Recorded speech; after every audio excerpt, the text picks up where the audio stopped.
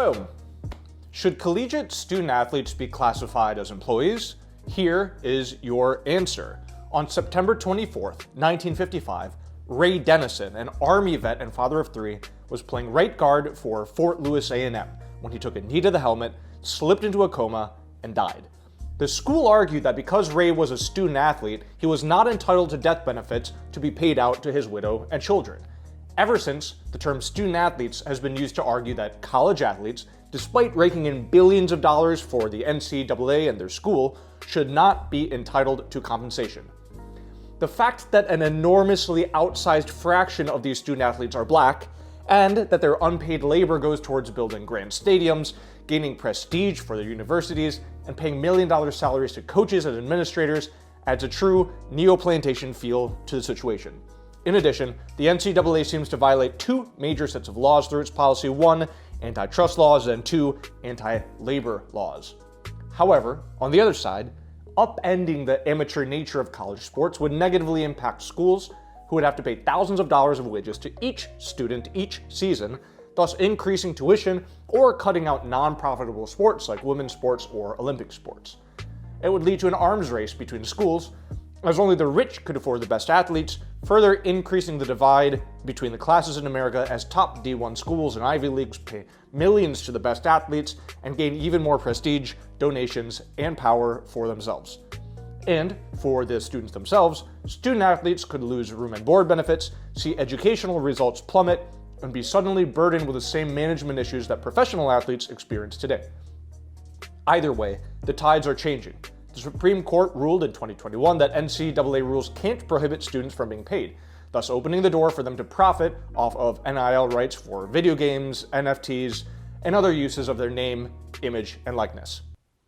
I'm Joel, this is Debate Track, and welcome to your March 2024 lecture for Public Forum Debate.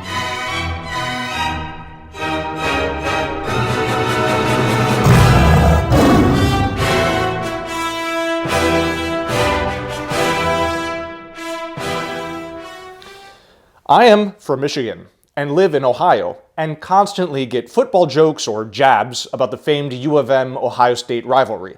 I have to patiently explain to strangers that not only do I not care about the rivalry, I don't care about college football at all, or college sports, or any sports, unless I happen to be playing them personally. But I do care about debate, and think that this topic, being down-to-earth and practical, will offer a break from wrestling with global problems and provide for rounds with short link chains and practical impacts. Before we begin, 1 minute of notes. All evidence cited is cut, same way as in debate rounds, it is not read verbatim. 2, all evidence can be found at debatetrack.com. Your subscription fee keeps these lectures free, so thank you for your support. This video's art uses a certain artist's style. Comment below to guess who the artist is, and if you're right, you get to choose the next art style. Crayon drawings, Botero paintings, anything you want. 4, finally, this video was sponsored by my roommate Patrick. Here he is. Joel, I told you to stop filming me. Move out.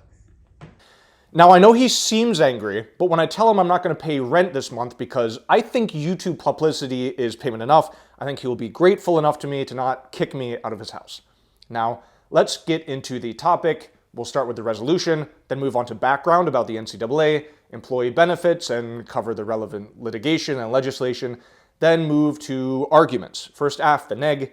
Timestamps are in the comments if you're looking for something in particular. So to begin, the resolution. In the United States, collegiate student athletes should be classified as employees of their educational institution. Let us look at some of these words. Collegiate describes colleges and universities, although we're certainly talking about the big universities like Ohio State, Arizona State, Michigan State, things like that. We're also talking about medium and small size schools, D2 and D3, almost all of which have athletic programs. We're also talking about both public and private colleges. Although the ways that these two are dealt with legislatively may be different, the resolution itself does not differentiate between the two, so for our purposes, it is both. Student athletes is a term used by the NCAA, so this will likely refer to NCAA athletes. Students who go to classes and play on the university sports team at the same time. This would not include intramural or club players or the group of guys that just plays pickup soccer games outside the dorms. I do not have a whole lot of justification for the statement, except that's just how the term student athlete is generally used in the evidence and in universities.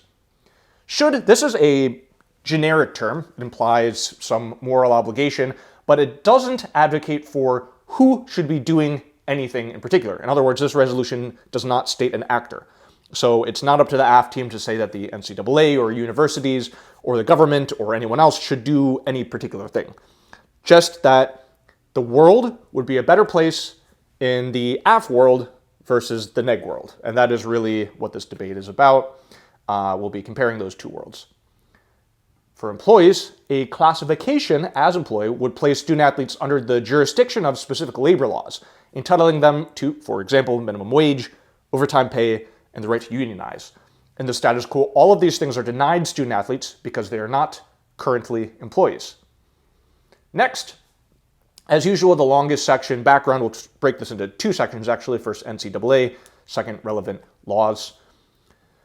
So the National Collegiate Athletics Association was founded in 1906 to do two things. One, bring safety regulations to college sports, and two, prevent professionals from playing college sports while pretending to be students.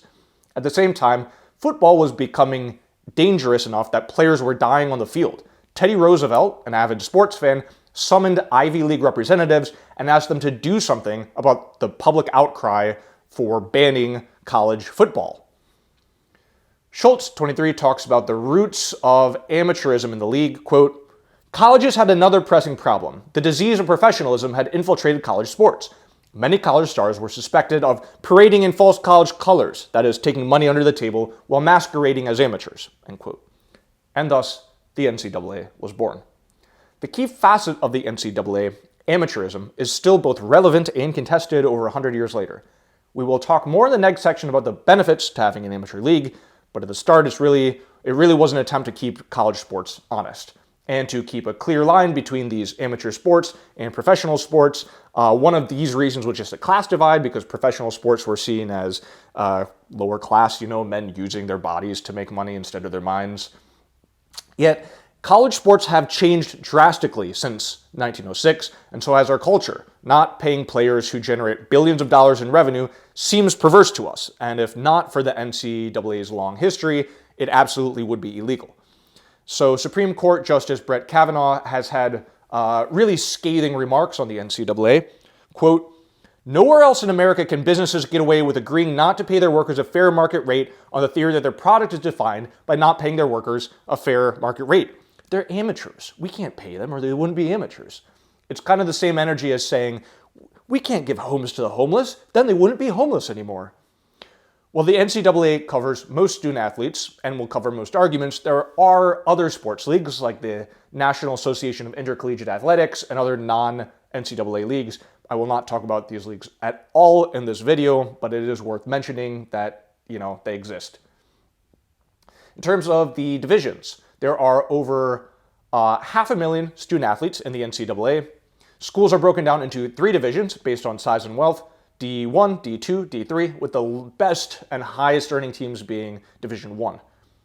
The NCAA has certain regulations that govern each division and rules for letting schools graduate from one division to the next. So if you're a D2 team, you can become a D1 team. Or D1 to D2 school, you can become a D1 school if you meet certain criteria. Student athletes in the different divisions are also treated differently. They have different responsibilities and rights, benefits that fall to them. In terms of student outcomes, this is, of course, important. We're talking about how to potentially improve the lives of students, so how are they doing? Turns out, NCAA student athletes tend to have great lives. Gallup polled 1,670 former NCAA athletes and found that they had better lives on 4 measurements of well-being: purpose, social, community, and physical well-being versus non-athletes, and had approximately equal financial well-being. However, while a great deal of student athletes hope or even believe that they'll go pro, earning the absurd salaries of professional sports, just look up the minimum salary for NFL, minimum salary for MLB. For the NBA, the minimum salary, the poorest players making $1.2 million per season. So despite all that, and that's the hope that a lot of them have, Only 2% of college athletes actually go pro. That is Murray 22. In terms of profits, this is really a topic a lot about compensation and money. The NCAA and its teams make profit off of a lot of things: ticket sales, merchandising, TV and other media rights, licensing, rights to players' name, image, and likeness, NIL. I might be missing something here, but that's some of the things. NCAA programs, through all of this, net billions of dollars a year. To be exact, $11 billion in 2019. That's Sugru 23, who I will be quoting extensively throughout this lecture. With the NCAA itself taking home upwards of $1 billion per year. That's Berkovitz 24. So the NCAA is a nonprofit, but that $1 billion per year divided by their 3,100 employees amounts to something like $300,000 per year. So, I mean, it's a lot of money. We are talking about this topic now, I think, because the litigation, the laws, and the culture around NCAA's very unique and outsized power in college sports are all in flux.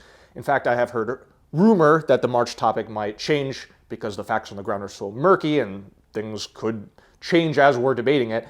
And if they do change the topic, I will probably quit. The NCAA, those who hold the incredible social, cultural, and fiscal power behind American college sports, they do not like this flux because for them, the power is in jeopardy. Therefore, like any corporate body staring down the barrel of social change, they've turned to heavy lobbying to try to prevent student athletes from being classified as employees. Prezi and Rebuttals 24 are two political reporters. They say, quote, "In recent months, the NCAA and its allies have refocused their attention on sweeping requests from Washington, a legal ban on players from being classified as school employees, and broad protections from the country's antitrust laws," unquote. The same piece quotes a high-ranking NCAA official imploring university presidents, who are often appointed by the governor themselves and therefore have a lot of political sway, to talk to congresspeople about supporting their agenda. That's agenda being keeping student athletes from being employees. Now, I don't mean to turn this introduction, it's just supposed to be an introduction. What is the NCAA? I don't want to turn it into like an anti-NCAA piece. Again, this topic is not specifically pro or anti-NCAA, but the line between the lobbying and propagandizing can be really fine. So, two of the wildest examples I found, although there are a lot, and I'm just bringing these to your attention so you can look out for them, because these are a lot of the justifications that you'll hear on the neg side. There are real good, legitimate arguments on the neg side, but there are also some that are just silly. So first is James Phillips, the commissioner of the Atlantic Coast Conference, quote, "If you go to this employer-employee relationship, would student athletes be fired after a bad game or a bad season?" Now, newsflash, James, that is literally how every sport works, except for like pee-wee kickball or like t-ball in elementary school. If you're really bad at a sport, you can't play. That's like how high school sports work. That's how, of course, how college sports work now. You can't just walk onto a team if you don't know how to play the sport, right? Next, NCAA President Charlie Baker himself, quote, "I don't think you'll find very many student athletes who want to be employees," end quote.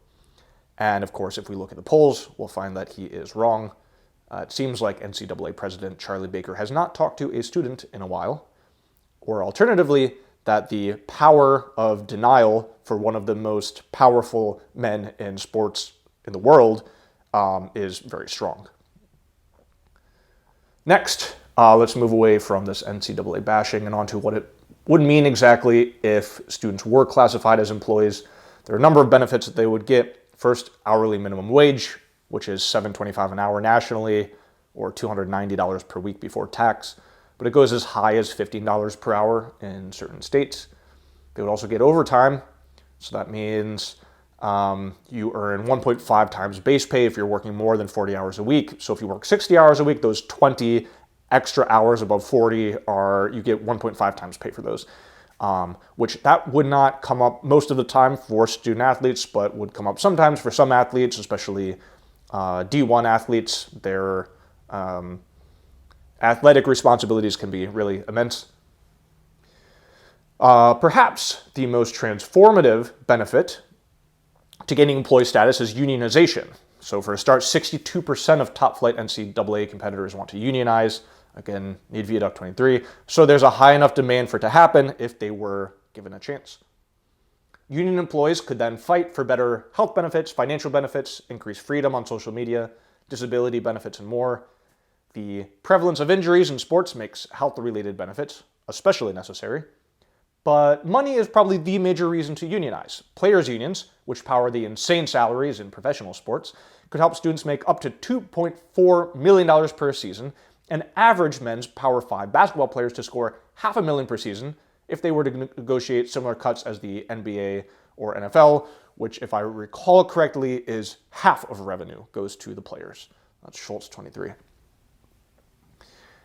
Now, a side note, the only actual person Midjourney gave me, international students would not be affected by these changes as F1 visas. Student visas restrict students to a maximum of 20 hours of work per week, and they also cap their salaries, so you can't make an insane salary as international students. So this is really not a point for either side, but if the visa laws were to change and also students were classified as employees, that would create an enormous draw of massive sports talent to the US.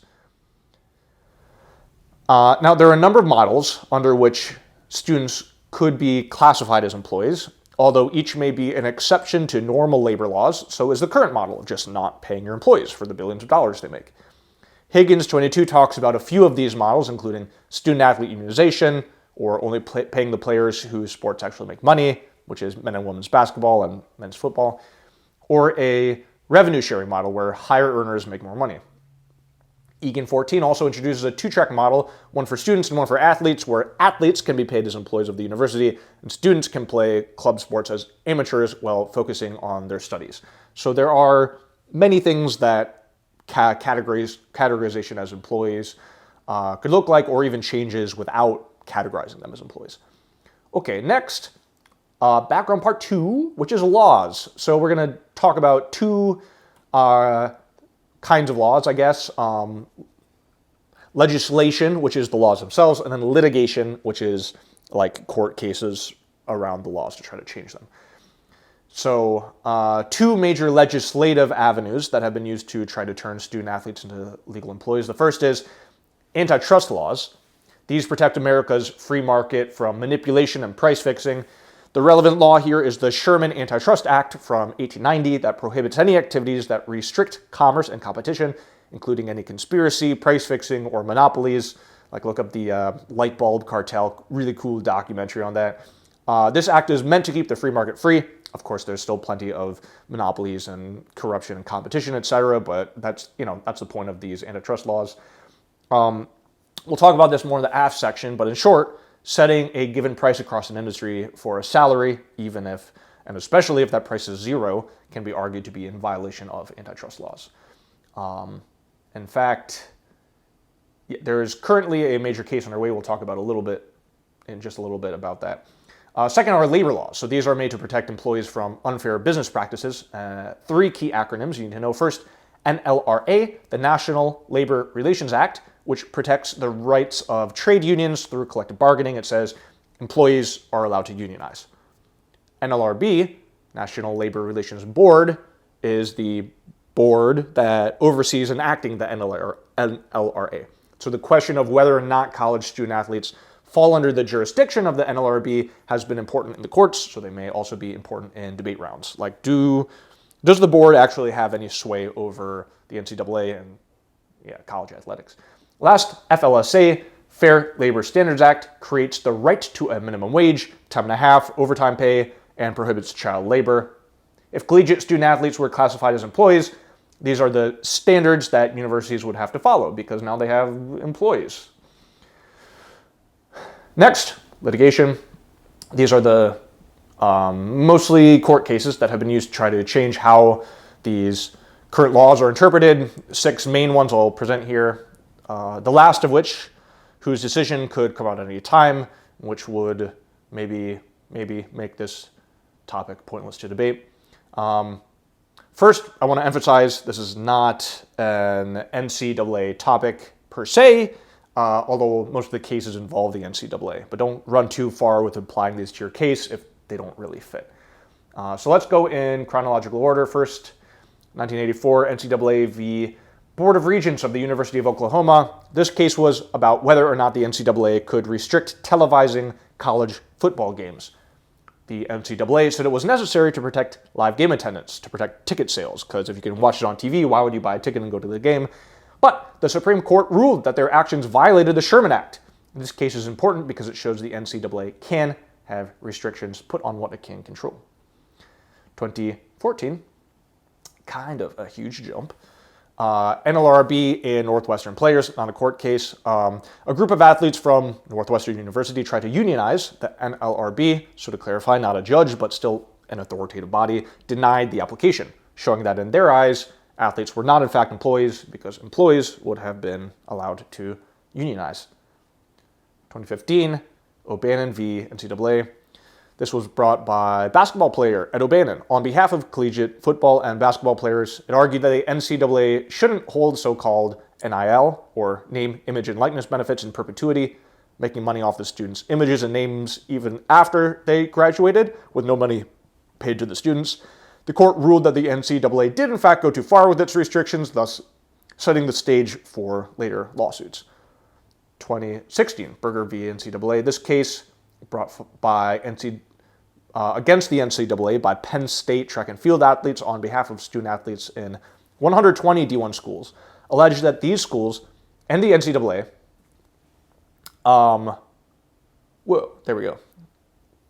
the schools and the NCAA had violated the FLSA by not paying athletes minimum wage.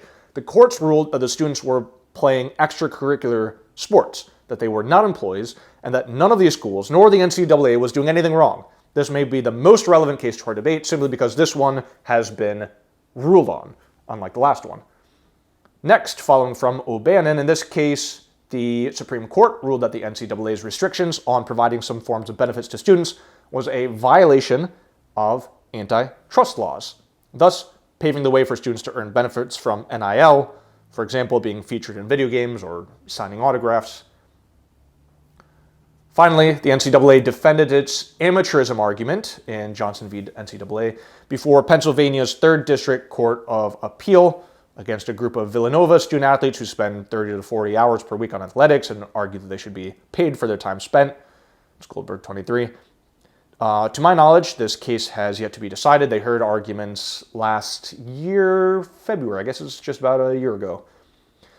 So one saving grace of if we get a decision on that this month or next month, according to ChatGPT, the lawyer, ChatGPT Esquire, if this case were to be ruled on, it would apply only to Pennsylvania and not to the entire nation, thus adding maybe some weight to Af's side, but not completely blowing apart this debate topic. And again, that's from ChatGPT. Take it with a grain of salt. Okay, so the next thing I was going to do was go to run some fake ads here. I thought it'd be fun, but I think it would just be corny. So essentially I was going to say new Essence of Whopper, the newest scent from BK. Get yours today, or try it for free by just walking into a Burger King for 7 seconds. Then I was going to say, this lecture is also brought to you by the Jeff Store. But I thought those would be a little bit too corny, really not classy enough for this material, so I'm not going to do that. Okay, let's move into AF. Put on my AF hat.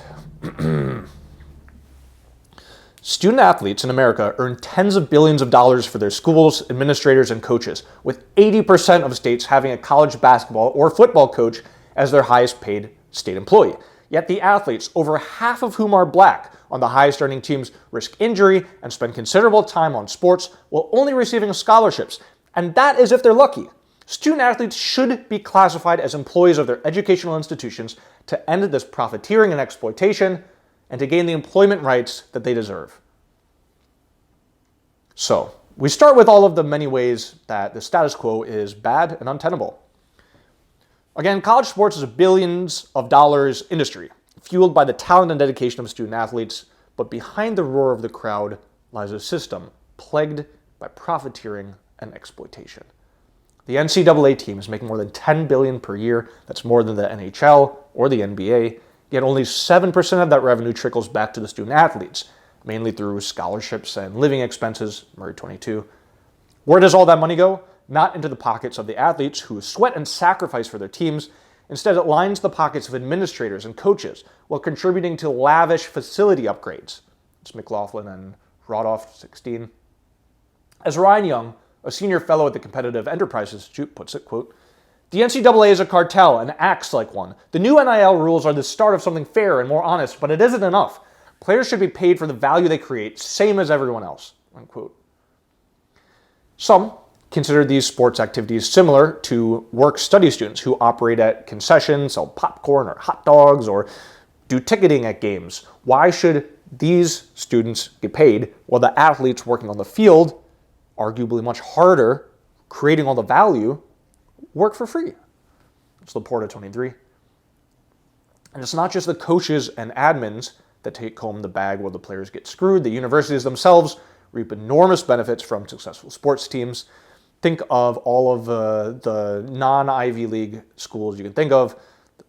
Probably big reason they have big brand recognition is their sports teams. Successful teams increase donations and applications. One study found that university applications rose 18.7% when a football team went from mediocre to great. That's Stradowski 23. University rankings and reputations are also boosted with significant implications for faculty and community if the sports team does well, Segru 23. Again, who's creating those benefits? Unpaid student athletes, not employees of the school, not a marketing director, unpaid student athletes. Even the term student athlete was engineered to serve the administrative puppet masters, profiting off the success of sports teams and the enormous benefits of not paying your employees. Here's a quote from Taylor Branch, found in Segru 23. Again, a really excellent card. You can tell Segru, who I think is just some lawyer somewhere, is like a true fan of sports, like just based on reading the thing. Really, really in-depth, really good analysis.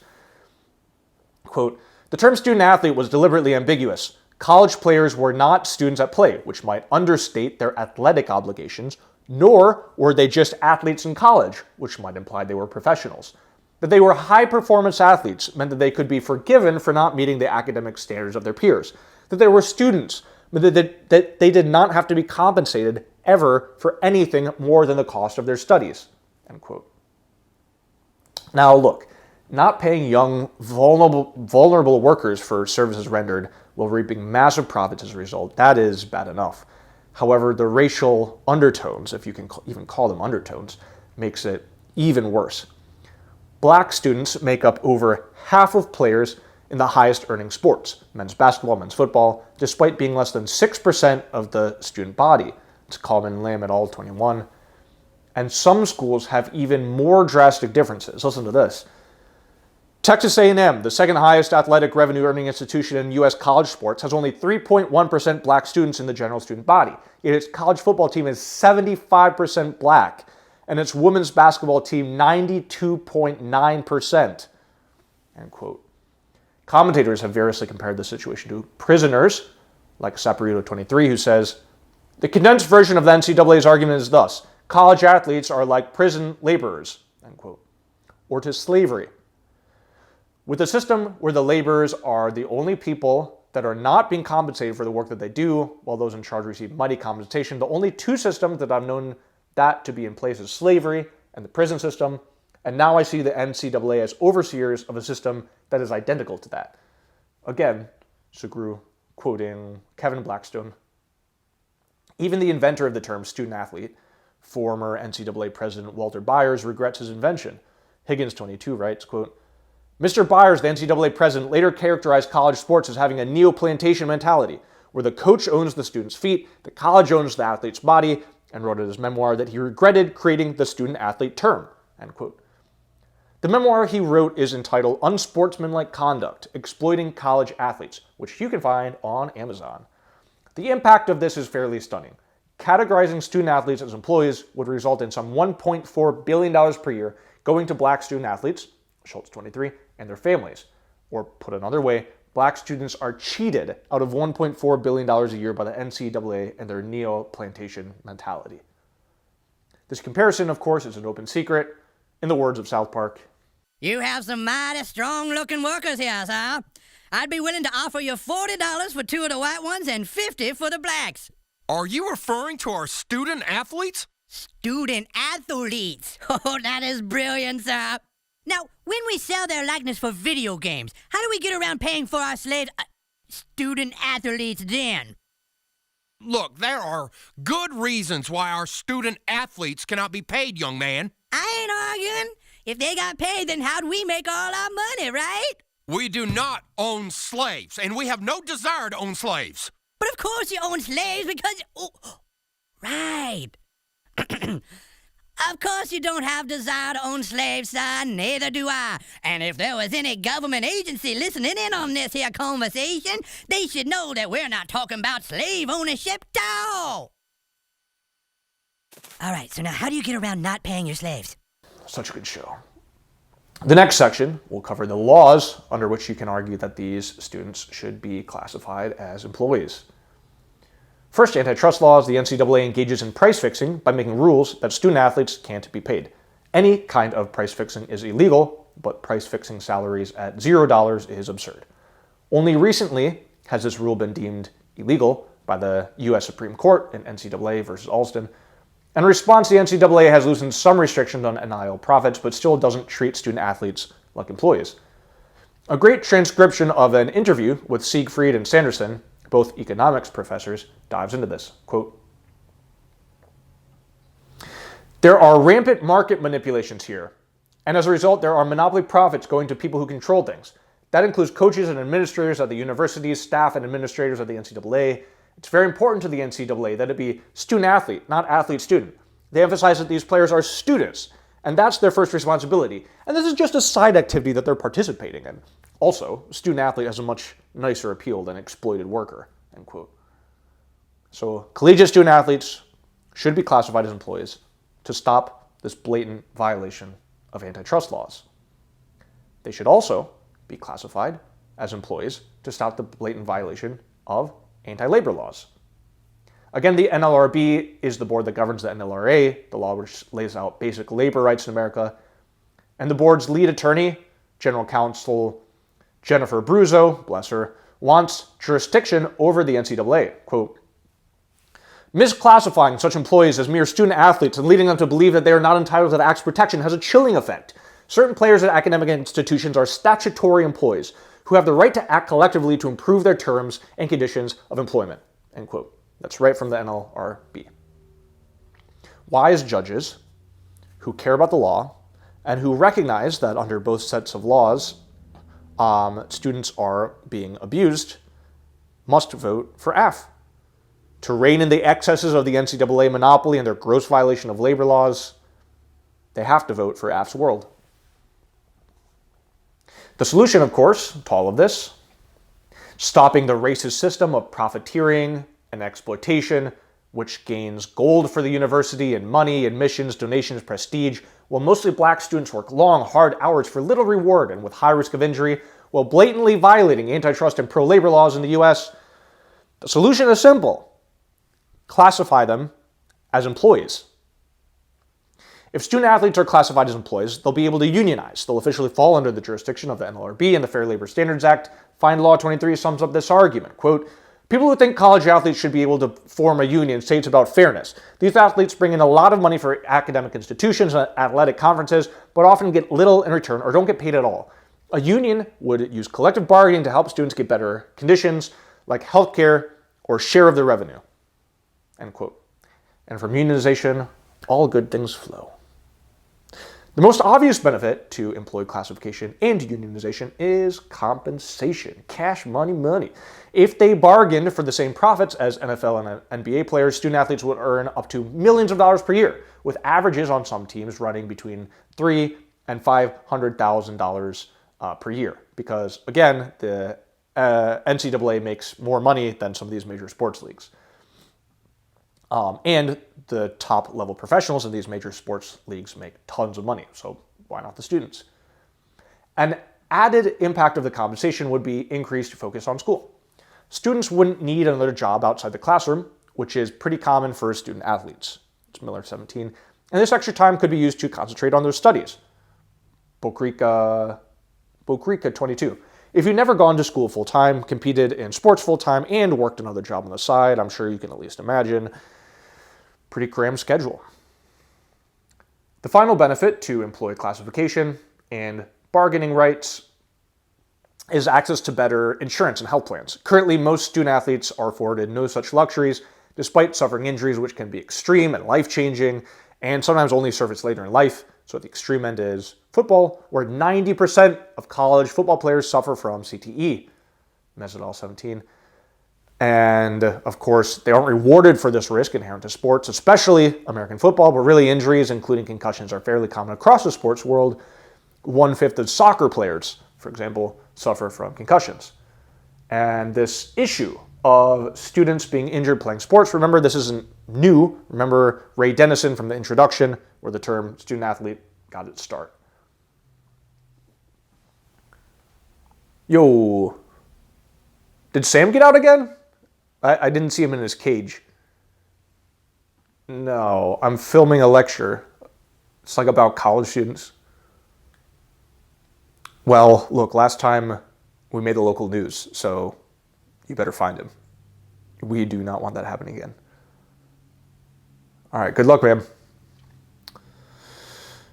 Damn, I hope I remember to edit that out. Edit, chop, chop, chop. Okay. Collegiate athletics are a historic institution filled with benefits for the students, leading to better outcomes in a variety of life domains.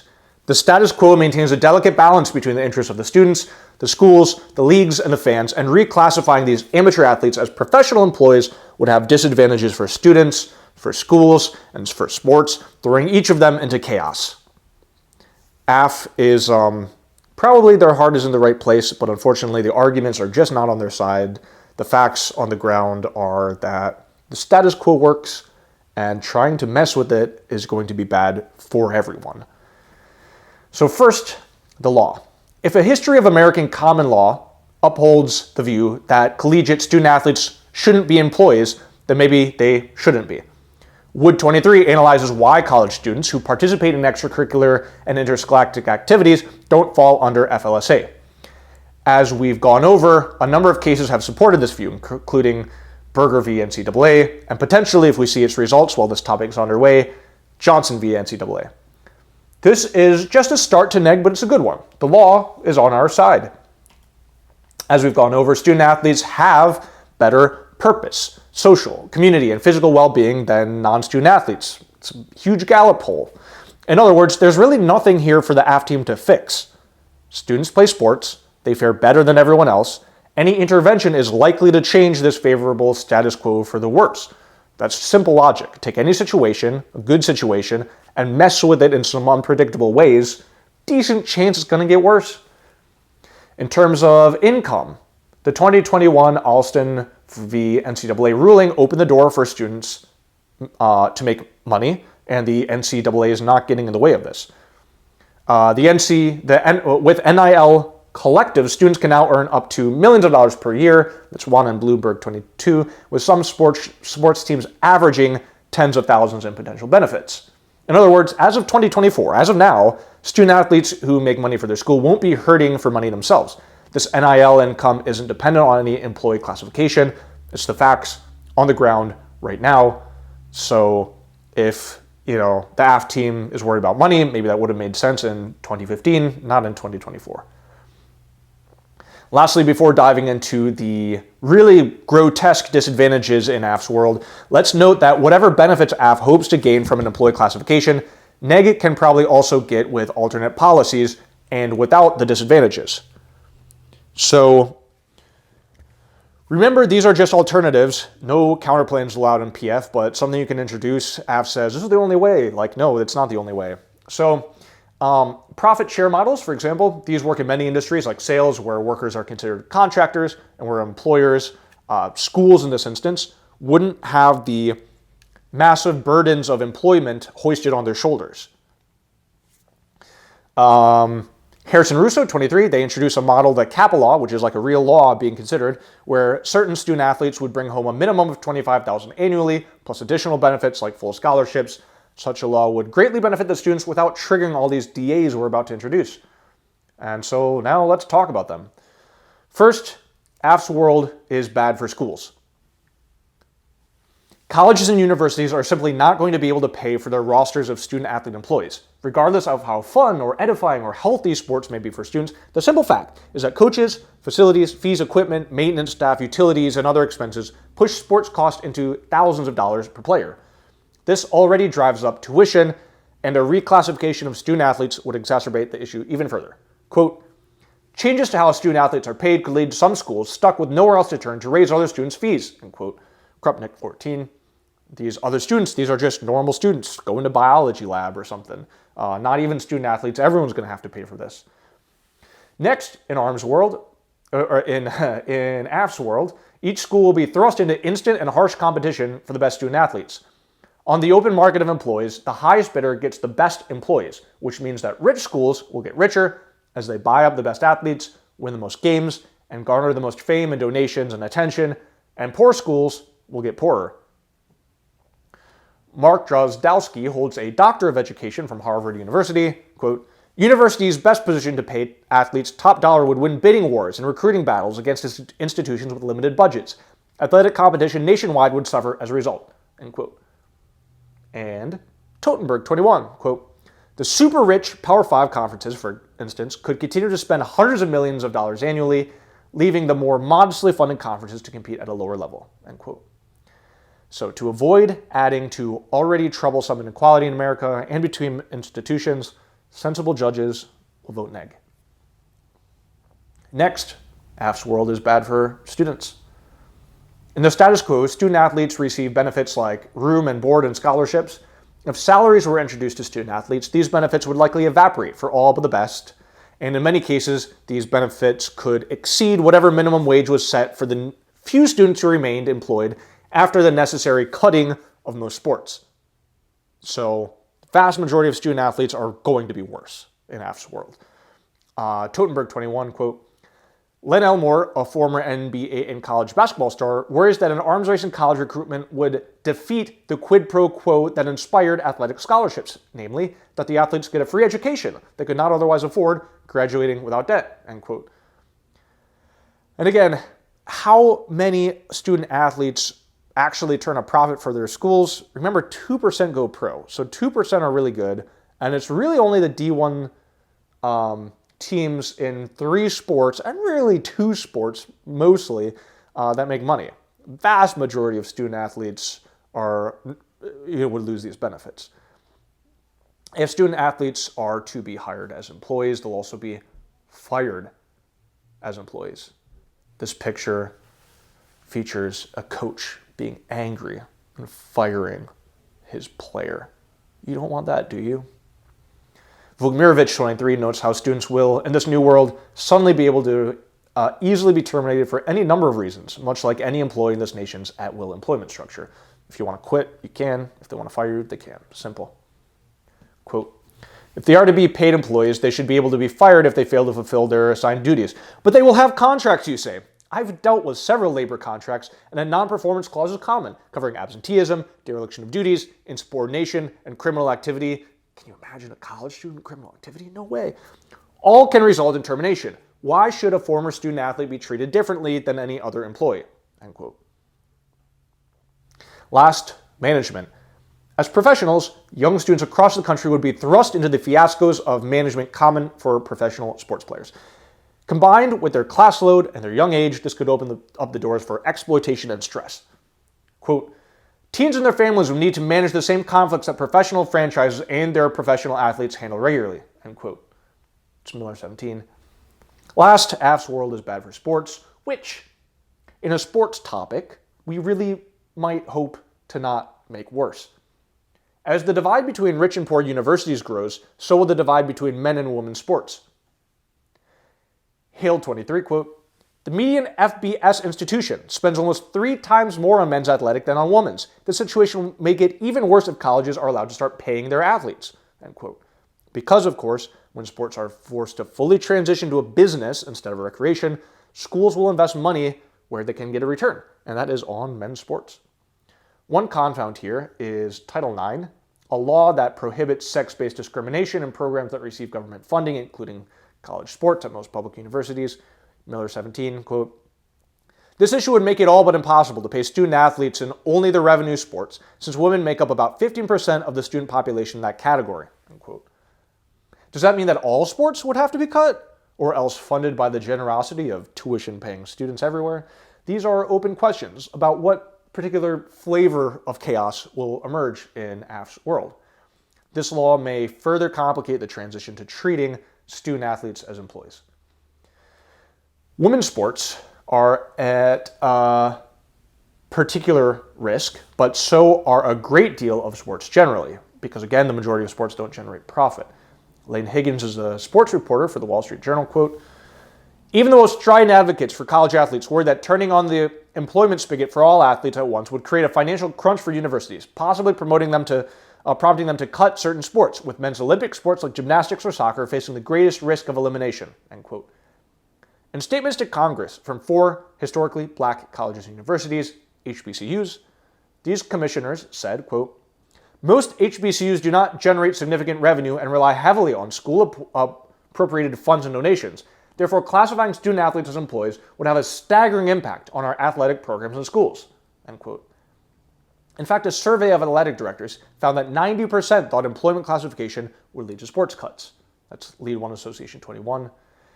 It does really increasingly look like voting for AF is one of the quickest possible ways to ruin college sports for everyone. A final argument I'd like to mention on the neg side is a critique of college sports themselves, depending on how you run it. If college sports are bad, then collegiate student athletes should not, in fact, be classified as employees. Doing so would only entrench and legitimize the toxic institution that is collegiate athletics. So I want to read a quote to you from Anthony DiMaggio, as if I'm not just constantly reading quotes. DiMaggio is an associate professor of political science at Lehigh University, and he has a laundry list of complaints about the institution of college sports. Quote, "College athletics are not essential and often antithetical to the primary missions of higher education, promoting critical thought and the developing of occupational skills. When the college experience is about sports and partying, little time is left for real-world social engagement. The fixation on sports among so many students is quite sad in light of the likely outcome. Just 1.7% of college football players play professionally. Just 1.3% of hockey players make it into the NHL. And only 1.2% of basketball players enter the NBA. College sports are also a tremendous drain on financial resources. A large majority of college sports programs, 90%, lose money for their schools. Groupthink manifests in many ways, particularly in the reluctance to prosecute college athletes for alleged sex crimes. The macho, larger-than-life culture associated with college sports and celebrity athletes and coaches needs to be demolished in favor of a pedagogical system that values student civic engagement, critical thought, and commitment to academic excellence. College sports often gets in the way of these achievements," end quote. Now, this argument isn't right for each circuit or each judge, but given my feelings about sports, it's probably what I would run on the neg side. All right, that is it for student athletes employees.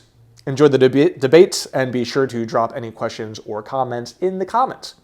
Also, be sure to guess which artist was used as inspiration for this lecture's art. First correct guess gets to choose the next art style, although I do have veto power over that, of course, so pick something good. Thank you for watching. Remember to be kind to yourself and to the people around you. Really be kind to yourself. I love you all, and I will see you next month. Unless I release an angry video on Tuesday saying that I quit, we will see about that. Farewell.